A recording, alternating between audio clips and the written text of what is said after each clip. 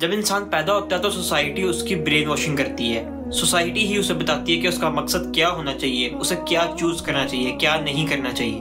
बचपन से ही हमारा मकसद सेट कर दिया जाता है कि हमने पैसे बनाने हैं, फैमिली सेट करनी है और स्टेटस हासिल करना है। और इस्लाम को थोड़ा सा साइड पर कर देते हैं, उसको सिर्फ एक ऐसी चीज बना देते हैं जो हमारी बाद वाली जिंदगी में काम आएगी।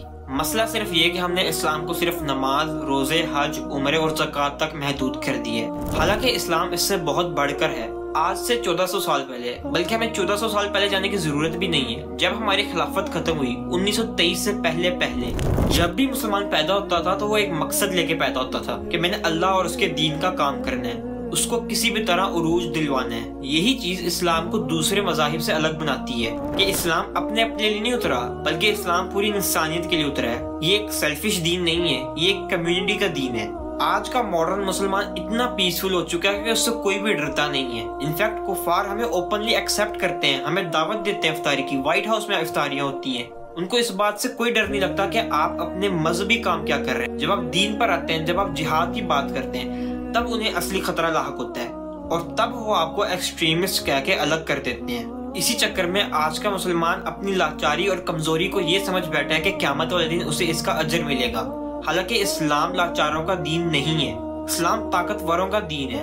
तो अब बहुत से लोग इस्लाम को इस्तेमाल करते हुए अपनी लाचारी और कमजोरी को जस्टिफाई करते हैं। इसीलिए कार्ल मार्क्स ने कहा था, religion is the opium of message, कि यानी मजहब जो है वो लोगों को चैन की नींद सुला देता है, ये कहकर के आपको आखिरत में इसका अजर मिलेगा। यहाँ पर कुछ ना करो, यहाँ पर ताकत ना हासिल करो, यहाँ पर जाबिर हुक्मरान के खिलाफ ना खड़े हो, ये कहकर मजाहिब आपको चुप करवा देते हैं।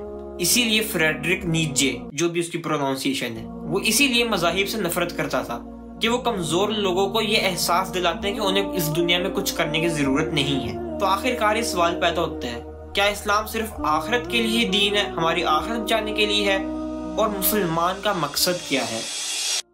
फंडामेंटल इशू ये है कि हमने दीन और दुनिया को अलग कर दी है। यानी हमने दो अलग अलग वर्ल्ड्स क्रिएट कर दिए हैं कि आपने दीन का काम करना है तो आपको दाढ़ी रखनी पड़ेगी, शलवार कमीज पहननी पड़ेगी, टोपी रखनी पड़ेगी 24 घंटे, और ये काम करने पड़ेंगे। फिर आपने पैसे की तरफ नहीं आना, फिर आपने बिजनेस की तरफ नहीं आना, फिर आपने साइंस की तरफ नहीं आना।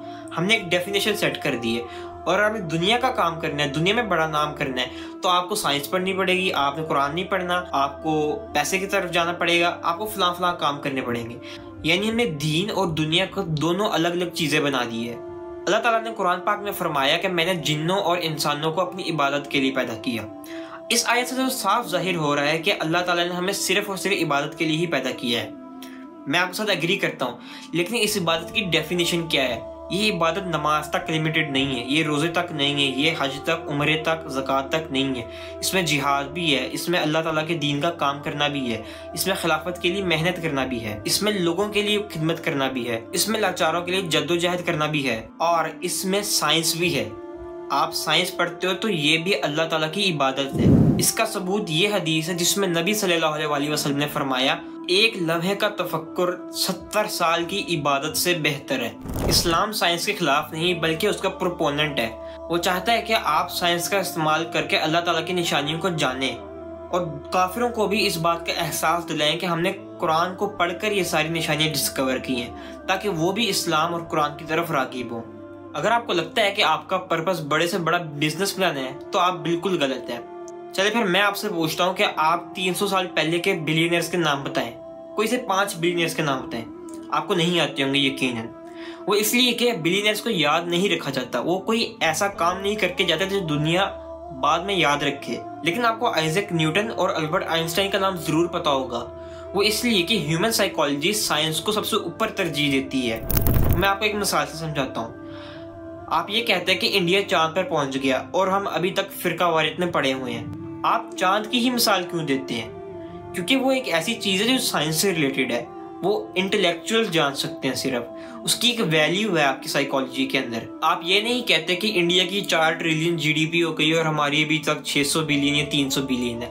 आप सीधा साइंस की बात करते हैं, टेक्नोलॉजी की बात करते हैं। वो इसलिए कि जो हमारी साइकोलॉजी है उसमें सबसे पहले साइंटिस्ट हैं, यानी इंटेलेक्चुअल्स, फिर हमारे पास पॉलिटिकली पावरफुल पीपल है, और फिर हमारे पास वेल्थी पीपल है।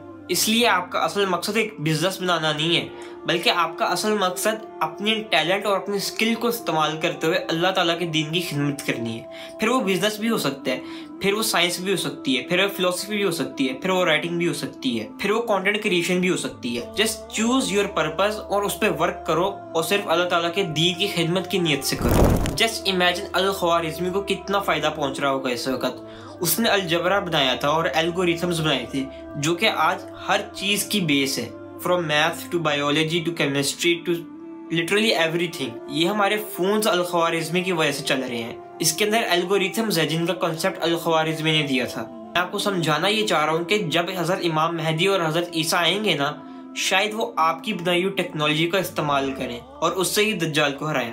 जस्ट इमेजिन कि आप कितना बड़ा इम्पैक्ट क्रिएट कर सकते हैं। How to find your purpose.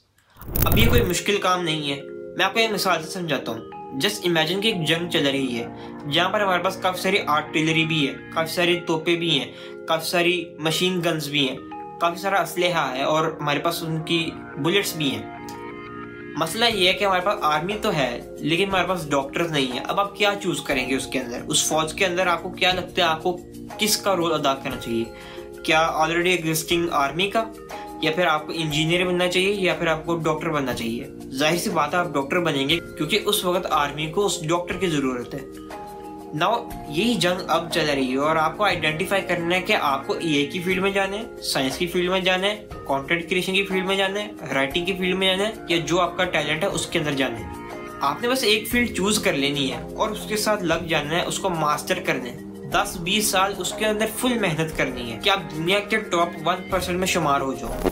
इस वक्त हमें बेहतरीन हैकर्स की जरूरत है, बेहतरीन कंटेंट क्रिएटर्स की जरूरत है जो इस्लाम का नैरेटिव प्रमोट करें, बेहतरीन फिजिसिस्ट की जरूरत है जो साइंस को प्रमोट करें इस्लामिक वर्ल्ड के अंदर, बेहतरीन मैथमेटिशियंस की जरूरत है, बेहतरीन इंजीनियर्स की जरूरत है जो कि जदीद से जदीद असलहा तैयार करें, और हमें ऐसे बुक राइटर्स चाहिए जो कि वेस्टर्न थॉट को इन्फ्लुएंस करें। हमें ऐसे डॉक्टर्स चाहिए जो कि सिर्फ क्लिनिक पे ना बैठे बल्कि मेडिकल फील्ड के अंदर डिस्कवरी करें, नई मेडिसिन इजाद करें, नया मेथड ऑफ ट्रीटमेंट इजाद करें। तभी फायदा है आपकी मास्टरी का, अगर आप उसका इस्तेमाल एक ऐसे काम के लिए करें जिससे इंसानियत को फायदा हो। यानी ऑल दैट मैटर्स इज कि आप किसी एक फील्ड के अंदर कितने कॉम्पिटेंट होकर इस्लाम को रिप्रेजेंट कर सकते हो। अब इस सारे काम करने का मकसद क्या है? वो सिर्फ एक है, बिकम पॉलिटिकली पावरफुल मुस्लिम। जब भी हम इस्लाम को डिफेंड करते हैं तो हम सबसे पहले अल ख्वारिज़मी को ऊपर क्यों लाते हैं? हम ये क्यों कहते हैं कि भाई देखो इसने अलजबरा इजाद किया था, ये एक मुसलमान था। हम इनको सामने रखते हैं और ये प्रूफ करते हैं कि मुसलमान साइंस के खिलाफ नहीं है बल्कि इसके मौजिद है।